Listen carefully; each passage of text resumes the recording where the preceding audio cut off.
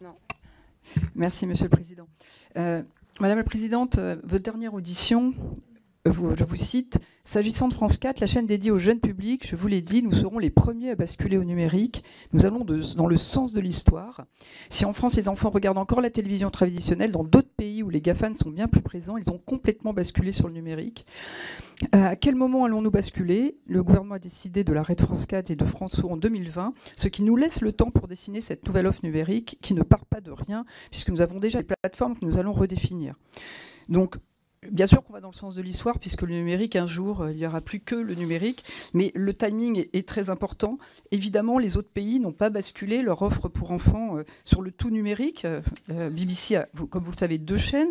Il y a cette confusion systématique entre les chaînes jeunes adultes et les chaînes enfants.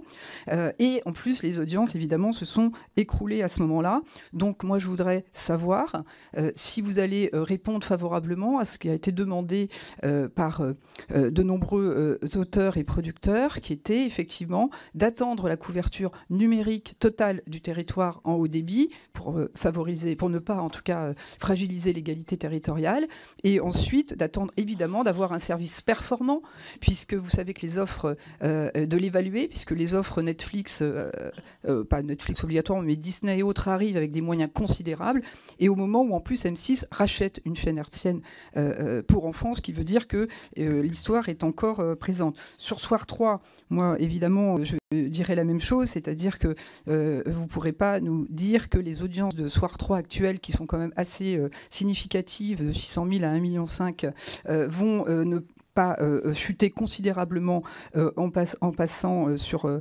France Info, et donc je rejoins ma collègue Elsa Fossillon sur évidemment ce que représente cette offre à la fois en proximité, puisque vous nous parlez de complémentarité et d'identité des chaînes, en supprimant France 4 et France O d'ailleurs. Dernière chose sur Salto, on a eu les autorités de la concurrence qui mettent vraiment à mal, a priori, le projet que vous aviez, puisque les demandes qui ont été faites, c'est que 40% ne pourront pas provenir des groupes français, en tout cas M6, TF1 et vous-même. Donc il va falloir que vous achetiez des contenus ailleurs avec 50 millions sur 3 ans, je ne suis pas sûre que ça soit évident. Les flux des chaînes TNT qui soient en direct ou en replay devront aussi être rémunérés.